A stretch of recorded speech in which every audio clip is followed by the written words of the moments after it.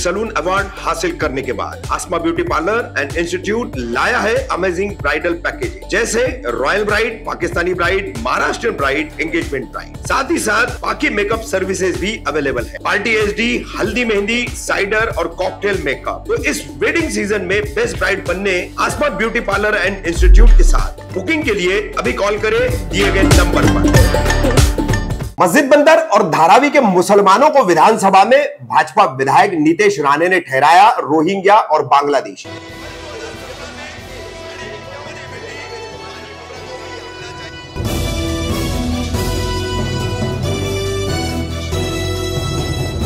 रफीक कामदार, Hindustani reporter में आपका स्वागत है। पिछले कुछ दिनों से मुंबई के विभिन्न उपनगरों में जाकर के हिंदू मुस्लिम विवाद पैदा करने के लिए और महाराष्ट्र के सोलापुर, अकोला और अन्य जगहों पर, कोकण आदि जगहों पर हिंदुओं को मुस्लिमों के खिलाफ भड़काने के लिए सबसे ज्यादा आगे रहने वाले मीरा रोड, जहां पर एक प्रमुख भूमिका रही है 22 जनवरी 23 जनवरी की हिंसक घटनाओं में जिनके भाषणों की, ऐसे भाजपा के हिंदुत्व पोस्टर बॉय बन चुके विधायक नीतेश राणे, इन्होंने महाराष्ट्र विधानसभा का जो बजट अधिवेशन चल रहा है, इस बजट अधिवेशन में 29 फरवरी गुरुवार को भाषण किया। भाषण में उन्होंने मुद्दा उठाया धारावी। वो धारावी गए थे, हमने वो खबर आपको दिखाई थी, और 2 ही दिन पहले वो मुंबई के मस्जिद बंदर घास बाजार इलाके गए थे, तो वहां की भी खबर हमने आपको बताई। बहरहाल दोनों जगह पर उन्होंने साफ तौर पर वहां भी लोगों को हड़काया, प्रशासनिक अधिकारियों को धमकाया और वहां के स्थानीय मुस्लिमों को, जो कि हिंदुस्तानी भारतीय मुस्लिम है मगर उन्हें बांग्लादेशी और रोहिंग्या करार दिया। अब मीडिया के सामने, लोगों के सामने इस तरह से भड़काने वाली बातें करने के बावजूद एक जिम्मेदारी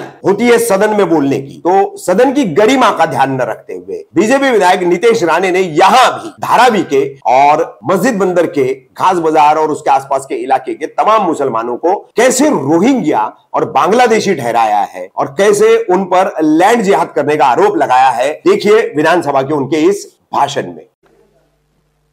आज आमच्या सगळ्याच लोकांनी आमच्या महायुतीच्या सरकारचं कौतुकच केलेलं आहे, कारण का गेल्या 2 वर्षामध्ये मुंबईचा जो विकास झाला त्याच्याबद्दल सगळ्या बाजूंनी सरकारचं कौतुकच होत चाललेलं अध्यक्ष महोदय। पण अध्यक्ष महोदय, हे कौतुक होत असताना काही मुद्दे सरकारच्या नजरेत मला मुद्दामून आणायचे आहेत, जेणेकरून आपण एका बाजूला मुंबईकरांचा विकास करत असताना मुंबईकरांच्या सुरक्षिततेबद्दल पण आपण विचार करायला पाहिजे, सरकारने लक्ष घालायला पाहिजे, या दृष्टिकोनातून काही मुद्दे इथे आणणार आहे अध्यक्ष महोदय। अध्यक्ष महोदय, मी कालच मी लक्ष्मी भवन जे मस्जिद बंदर मध्ये एक इमारत आहे त्याला जाऊन भेट दिली, आणि अध्यक्ष महोदय, ती इमारत 4 फ्लोअरची आहे आणि प्लॅन 4 फ्लोअरचा असला तरी आज आपण त्या इमारतीकडे पाहिलं तर ती इमारत आता 13 मजल्याची झालेली आहे। 4 फ्लोअर नंतर अध्यक्ष महोदय बॉल बेरिंगवर ती इमारत उभी केलेली आहे। अध्यक्ष महोदय, आश्चर्य वाटण्याची गोष्ट अशी आहे की त्या इमारतीमध्ये जे त्याच्या मालक आहेत ते ट्रान्झिट मध्ये गेलेले आहेत, त्यांना शिफ्ट केलेले आहेत रिपेअरच्या नावाने, आणि तिथे आता त्या पूर्ण इमारतीमध्ये सगळे बांगलादेशी लोक राहायला आलेले आहेत। अध्यक्ष महोदय, मी जेव्हा तिथे खालती मुंबई महापालिकेचे वॉर्ड ऑफिसर होते, म्हाडाचे अधिकारी होते आणि संबंधित पोलीस खात्याचे पण अधिकारी अध्यक्ष महोदय तिथे होते, मी त्यांना साधा एकच प्रश्न विचारला की ह्या इमारतीमध्ये राहणारे जे बांगलादेशी लोक आहेत यांचे रेकॉर्ड तुमच्याकडे आहेत का? कोण राहतंय, कोणाकडून ते आलेले आहेत, त्यांच्याकडे काय काय कागदपत्र आहेत? अध्यक्ष महोदय, पोलिसांकडे त्यांचा रेकॉर्ड पण नव्हता।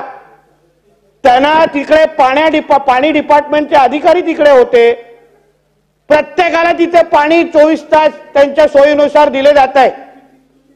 दुसरा मुद्दा अध्यक्ष महोदय, तिकडचा जो वीज कनेक्शन, जे लाईट त्या प्रत्येक घरामध्ये द्यायची असते, त्यासाठी रस्त्यावर जनरेटर उभं केले जात आहे, म्हणजे त्यांना वीज पुरवण्यासाठी रस्त्यावर जनरेटर ठेवलं जातं आणि त्यांना वीज दिली जाते।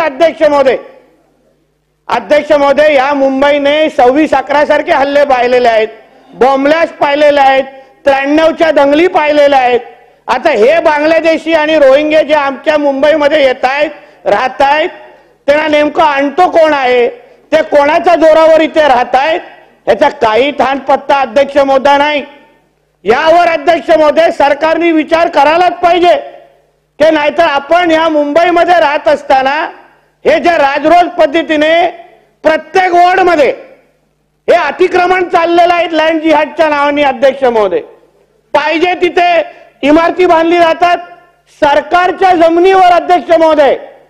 अशा पद्धतीने इमारती बांधले जात आहेत, धार्मिक स्थळं बांधले जात आहेत. फक्त तिथे येऊन हिरवी चादर टाकून द्यायची आणि लगेच इमारत तिथे उभी राहते अध्यक्ष महोदय.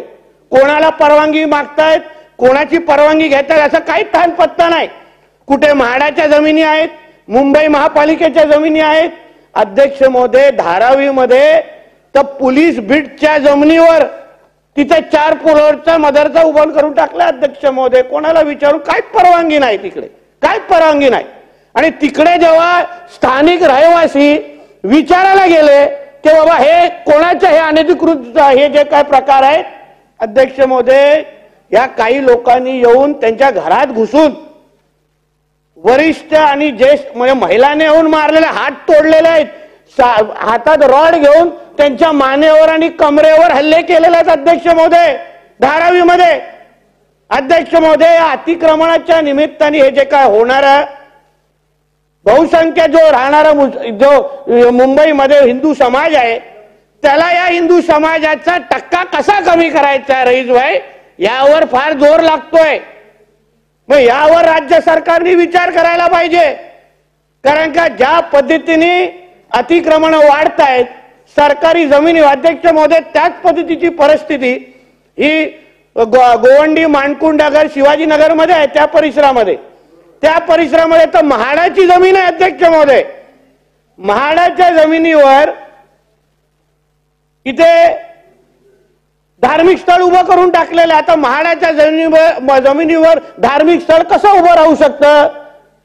मोठ्यातली मोठी मस्जिद उभी राहिलेली अध्यक्ष महोदय. समजून घ्या अध्यक्ष महोदय, धार्मिक स्थळ कोणाचेही असो पण म्हाडाची जमीन आहे, कशी उभे करणं शक्य आहे? ज्या अधिकृत आहेत त्यांच्यावर कोण काय बोलणार नाही, पण हे अनधिकृत विषय चाललेले आहेत. हक्काची जमिनी लाटले जात आहेत, बाजूला लग्नाचे हॉल बांधले जात आहेत, तिथे पाहिजे तेवढे लग्न केले जात आहेत, त्या हॉलची कोणाची परवानगी पण नाही.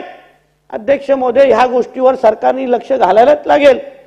पाणी कपातीवर आपण सगळेजण बोलतो पण मुंबईच्या हक्काचं पाणी हे इकडे राहणारे हे जे काही कोणी आणलेले हे जे काही बांगलादेशी आहेत, रोहिंग्या आहेत, हे कोणी आणलेत, कशाला आणलेत, कोणाकडे त्यांचे आधार कार्ड तरी आहेत का हेही कोणी विचारलं जात नाही अध्यक्ष महोदय. 90 फीट रोड आहे आमच्या त्या मानकुड परिसरामध्ये शिवाजीनगरमध्ये. अध्यक्ष महोदय एवढे फेरीवाले तिथे आलेले आहेत बांगलादेशी, त्याला कोण त्यांचा रेकॉर्ड पण पोलिसांकडे नाहीये तरी त्या लोकांना कोण तिथे हलवत नाही. म्हणजे पूर्ण रस्त्यावर साधारण सामान्य लोक चालू पण शकत नाहीत. एवढ्या पद्धतीने तो पूर्ण रस्ता पॅक करून टाकलाय. साधी पोलिसांची गाडी पण त्या मार्गावर चालू शकत नाही. एवढे अडचणीचा प्रश्न तिथे निर्माण झालेला अध्यक्ष महोदय.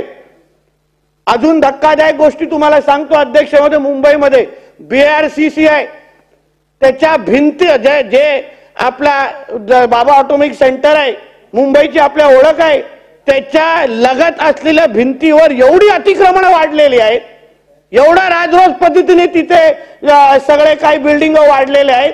कोणालाच त्याच्यावर कारवाई करण्याची हिंमत नाही. हर्षद काळे नावाचा तिकडचा एक कोणतरी स्थानिक अधिकारी आहे मुंबई महापालिकेचा, तो तर तिकडे जे काही हे सगळे हे वाढवण्याचे प्रकार हे त्याच्या माध्यमातून सुरू आहे. संपवतो अध्यक्ष महोदय, 2-3 मिनिटं आहेत पण हे खटकणारे विषय अध्यक्ष महोदय आज नाही सांगितलं ना उद्या आपण सगळे उद्ध्वस्त होऊन जाऊ. हे कोस्टल रोड विस्टल रोड काय उपयोग राहणार नाही. हे अगर बांगलादेशीने रोहिंग्या इथे राहायला लागले तर हेच त्रास होणार आहे आपल्याला. पॅरिसमध्ये हीच तर अवस्था झाली. अचानक एक घटना झाली पॅरिसमध्ये आणि पोलिसांच्या माध्यमातून ते काय घटना झाली. एवढे रोहिंग्या आणि बांगलादेशी बाहेर आले, कोणाच्या हातामध्ये काय राहिलं नाही अध्यक्ष महोदय. तसंच या बाबा ऑटोमिक सेंटरची जी भिंत आहे सगळं तिथे अतिक्रमण वाढत एवढं चाललेलं आहे की आता उद्या चुकून तिथे काय कोणी कांडी टाकली बाजूला बाबा ऑटोमिक सेंटर मध्ये सगळ्याचे सगळे विधानसभा सकट आपण राख होऊन जाऊ. राष्ट्रीय सुरक्षतेचा प्रश्न आहे तिथे अध्यक्ष महोदय. यावर सरकारने या मुंबईच्या चर्चेच्या निमित्ताने लक्ष घातलं पाहिजे. आपण मुंबईमध्ये कोण राहतोय, कुठून हे लोक येत आहेत, चिता कॅम्प, खंडोबा मंदिर आहे, डम्पिंग